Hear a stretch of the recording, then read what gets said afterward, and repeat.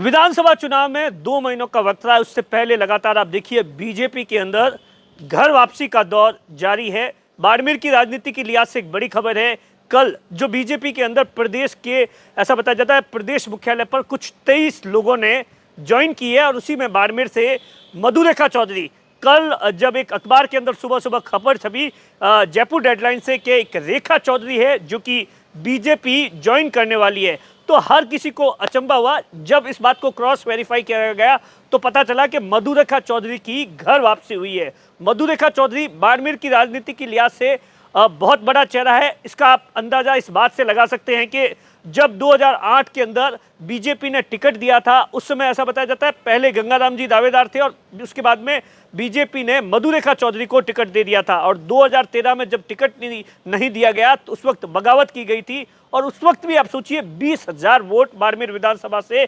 मधुरेखा चौधरी को मिले थे। तो आप सोच सकते हैं कितना बड़ा चेहरा है। लेकिन आखिर लाख टके का सवाल है कि मधुरेखा चौधरी लंबे समय से ये कोशिश कर रही थी कि बीजेपी के अंदर उनकी घर वापसी हो, लेकिन बहुत से ऐसे नेता है, ऐसा बताया जा रहा है कि बाड़मेर के अंदर बड़े बड़े बीजेपी के जो नेता है, बड़े बड़े पदों पर है, वो नहीं चाहते थे कि किसी भी तरीके से बाड़मेर की बीजेपी के अंदर मधुरेखा चौधरी की घर वापसी हो। और इसी के लिए तमाम प्रयास किए जा रहे थे लंबे समय से। बाड़मेर से लेकर जयपुर और दिल्ली में तमाम तरीके के फीडबैक दिए जा रहे थे और जब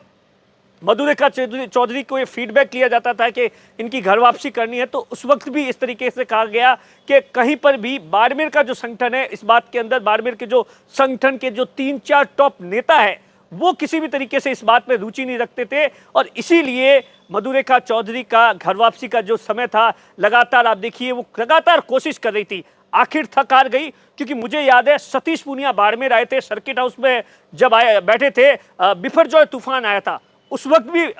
मधुरेखा चौधरी है वो सतीश पूनिया से मिलने के लिए सर्किट हाउस में गई थी और वहां पर महज 1 मिनट की मुलाकात हुई थी। और उसके बाद में भी कुछ जो मधुरेखा चौधरी चाहती थी कि किसी भी तरीके से मेरी घर वापसी है उस समय हो जाए, लेकिन हो नहीं पाई थी। उसके बाद ऐसा बताया जा रहा है कि जब तमाम स्थानीय जो बीजेपी के नेता थे उन्होंने इनकार कर दिया, तो मधुरेखा चौधरी ने, क्योंकि मधुरेखा चौधरी आप देखिए लंबे समय से बीजेपी के अंदर से बीजेपी के साथ में जुड़ी हुई है और जो पुराने जो बड़े बड़े नेता है प्रदेश के अंदर है, बड़े बड़े नेता है, आज के समय के अंदर बड़े बड़े पद है उनके पास में, उन्होंने ही ऐसा बताया जाता है कि मधुरेखा चौधरी की बीजेपी के अंदर घर वापसी करवाई है। दरअसल आप देखिए, और जब 2013 के अंदर बगावत कर दी थी, उसके बाद में मेवाराम जैन जो कि बाड़मेर से लगातार विधायक चुने गए थे, कांग्रेस के विधायक थे, उन्होंने मधुरेखा चौधरी की कांग्रेस ज्वाइन करवाई थी और उसके बाद में जिला परिषद का चुनाव लड़ा था, जिला परिषद की सदस्य बनी थी। और ऐसा बताया जाता है कि जब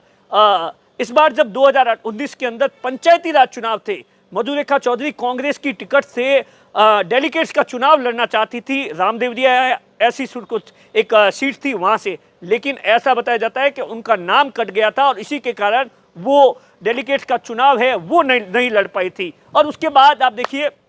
लगातार वो कोशिश कर रही थी कि किसी भी तरीके से बीजेपी के अंदर, और इसी बीच देखिए जब बीजेपी के कुछ नेताओं ने मधुरेखा चौधरी से भाव नहीं दिए या उनको लगा कि मेरी घर वापसी संभव नहीं है, तभी मधुरेखा चौधरी है वो नागौर के अंदर हनुमान बेनीवाल से मिलती है और उसी दिन से आप देखिए पूरा का पूरा जो घटनाक्रम है वो बदल जाता है। हनुमान बेनीवाल के साथ में उनकी एक फोटो आती है, 2-4 फोटो आती है, मुलाकात की फोटो आती है, तो कहीं ना कहीं बीजेपी को अंदर खाने लगता है इस तरीके से कि कहीं मधुरेखा चौधरी है वो राष्ट्रीय लोकतांत्रिक पार्टी है वो ज्वाइन कर देगी तो फिर वही बाड़मेर विधानसभा सीट को लेकर हमेशा से बीजेपी के साथ में पिछले 3 चुनावों में देखा गया है कि त्रिकोणीय संघर्ष होता है और उसका फायदा है वो मेवाराम जैन को होता है। लिहाजा ऐसा बताया जाता है, क्योंकि आप देखिए बीजेपी इन दिनों एक बड़ा कार्यक्रम चला रही है कि कोई भी नेता हो, चाहे कांग्रेस का हो, किसी भी पार्टी का नेता हो, वो बिना शर्त के बीजेपी ज्वाइन कर सकता है। और उसी तरीके से लेकिन ऐसे कयास लगाए जा रहे हैं मधुरेखा चौधरी के बीजेपी ज्वाइन करने के बाद में क्या उन्हें टिकट मिलेगा या कुछ और पद मिलेगा या वो बीजेपी के साथ में कामकाज करेगी। और सबसे बड़ा देखने वाली बात होगी कि जो बीजेपी का जो स्थानीय जो संगठन है वो किस तरीके से मधु रेखा चौधरी को अब एडजस्ट कर पाता है, उनके साथ में उनका तालमेल कैसा होता है, मीटिंगों के अंदर किस तरीके से अंडरस्टैंडिंग होती है, क्योंकि ये बात किसी से भी छुपी हुई नहीं है कि स्वर्गीय गंगाराम चौधरी है, उनके ज़माने के अंदर 2008 के अंदर जब टिकट को लेकर घमासान हुआ था, उसके बाद से दोनों के बीच में लंबी अदावत चल रही है, ये बात किसी से छुपी नहीं है। ऐसे में अब ये भी देखने वाली बात होगी 2023 के अंदर किसको टिकट मिलता है। प्रियंका चौधरी को अगर टिकट मिलता है तो मधु रेखा चौधरी है वो उनके लिए चुनाव के लिए प्रचार करती है, वोट मांगती है। ये तमाम सवाल है आगे जब टिकट मिलेगा, लेकिन लाख टके का सवाल है कि आखिर बीजेपी के अंदर घर वापसी तो हो गई, मेवाराम जैन को जो बीजेपी का हराने का प्लान है वो आने वाले दिनों के अंदर कितना सफल होता है, वो बड़ी देखने वाली बात होगी।